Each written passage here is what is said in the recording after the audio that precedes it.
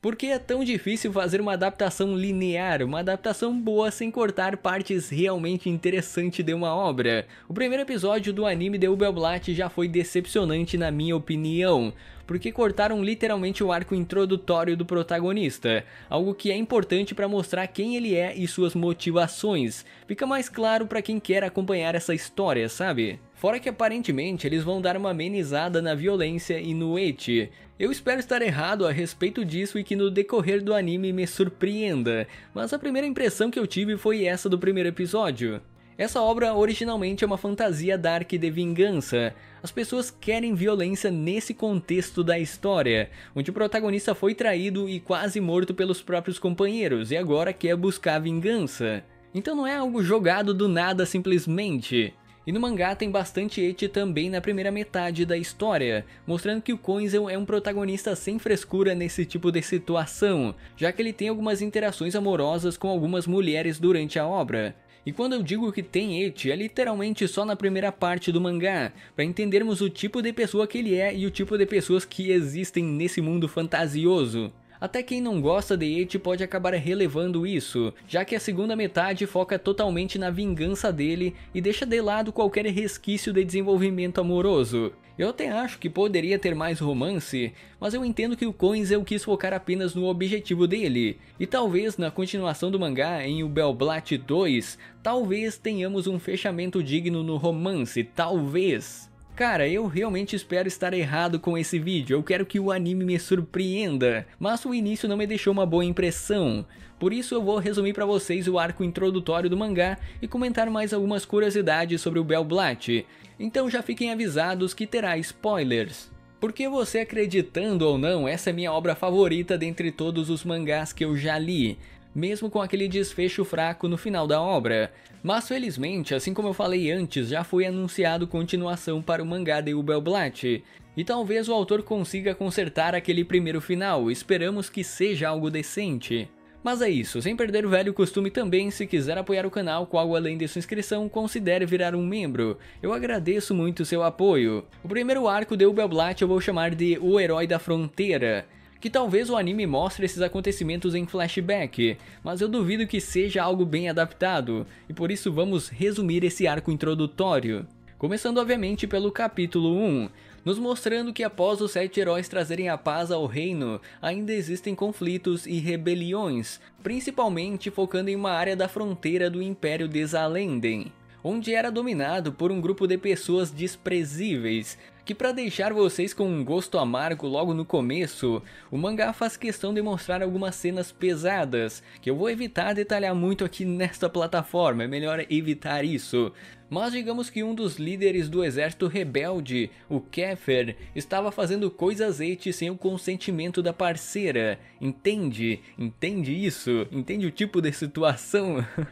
Já dando uma palhinha que o mangá será bem pesado. Tem até uma cena bizarra com um cavalo, tipo a cena de Berserker, sabe? Quem já leu Berserker tá ligado no que eu tô me referindo. É muito bizarro isso.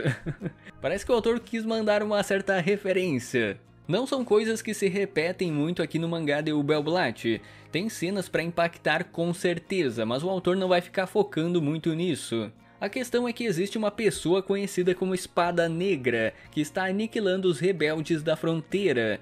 Com isso, a cena corta para uma explicação geral dos acontecimentos envolvendo os heróis da obra, mostrando que o reino de Zalenden estava em guerra com outra nação envolvida com a escuridão, chamada de Wishtek, o que levou o imperador a enviar 14 heróis em uma jornada para impedir a invasão de Wishtek, sendo que 3 morreram durante a jornada e 4 viraram traidores, que foram derrotados pelos 7 restantes, que assim cumpriram a missão e viraram os 7 heróis do reino de Zalenden. Algo simples, algo básico, algo fácil de entender. No entanto, 20 anos depois, os 4 lanças da traição, que eram aqueles heróis traidores, reapareceram e começaram uma rebelião na fronteira, se autoproclamando o Exército da Asa Negra, que é o que está sendo mostrado aqui no início do mangá. Mas beleza, com isso a cena corta para o Koinzel, que é o protagonista, sendo uma espécie de fada que tem aparência semelhante de um elfo. E é bom destacar esse design dele, que eu acho muito bonito.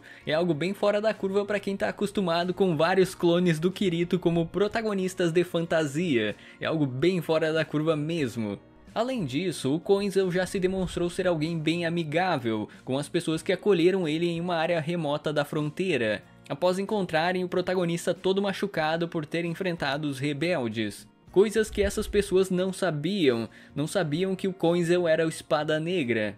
Ressaltando também a relação eti que o protagonista teve com uma mulher que estava cuidando dele, mostrando que ele é alguém sem frescura para fazer o ato eti.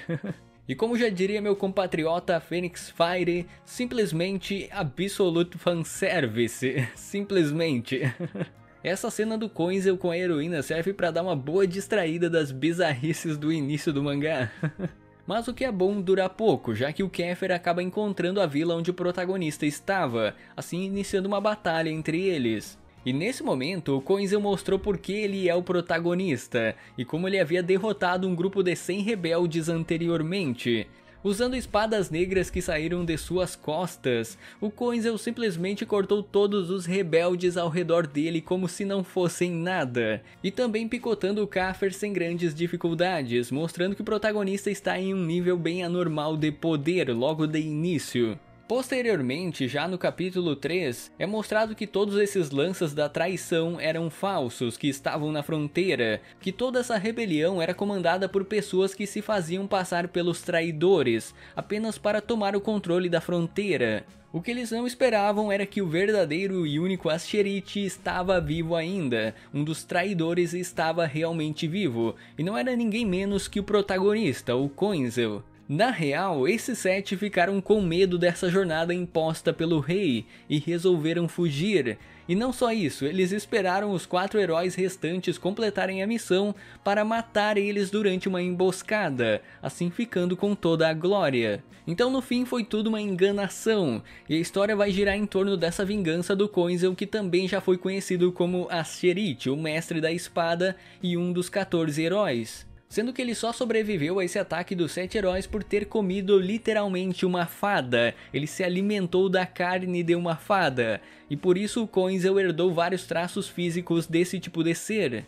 Além disso, o poder dele tem semelhanças com o do Escanor de Nanatsu no Taizai. Enquanto o Escanor fica mais poderoso conforme mais perto do meio-dia, o Koinzel fica mais overpower sob o luar, onde ele pode criar tentáculos em forma de espada ou até mesmo garras, e também se transformar em uma fada por completo para obter o poder máximo desse novo corpo dele. Então tem uma certa semelhança com o Escanor, ou o Escanor tem uma semelhança com ele no caso, já que veio depois. E é basicamente isso, esse primeiro arco termina ainda no capítulo 3, quando o Koinzel derrotou o líder da Asa Negra, que era o falso Asterit. O anime pulou essa parte e já começou no capítulo 4, quando o protagonista conhece o Vide e a Pip, mas seria muito melhor com essa introdução na minha visão pelo menos. Sem contar que quando o Koinzel conheceu a Althea, no mangá eles têm um momento de intimidade onde iria rolar o ato carnal entre os dois, porque ela demonstra interesse nele logo de cara.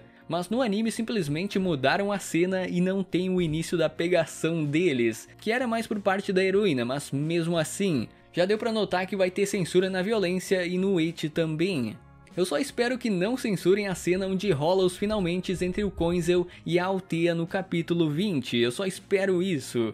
Ela não é o par romântico dele durante a obra, mas o protagonista é o tipo que não perdoa ninguém, e é bom ver alguém sem frescura para esse tipo de coisa, para dar uma variada. Mas pelo que eu vi no primeiro episódio é bem provável que censurem essa cena também, então leiam o mangá. E eu falo isso porque eu tenho um carinho muito grande por o Bell Blatt. Eu já fiz um vídeo aqui no canal e achei necessário fazer de novo para explicar um pouco em comparação com o anime. Como eu já falei, eu espero que a adaptação realmente não censure muito e me surpreenda no decorrer da temporada, mas eu já vou me preparar para me decepcionar com esse anime de Bell Blatt. No mais, era isso por hoje. Inscreva-se, confira o sininho, vire membro se quiser e até uma próxima.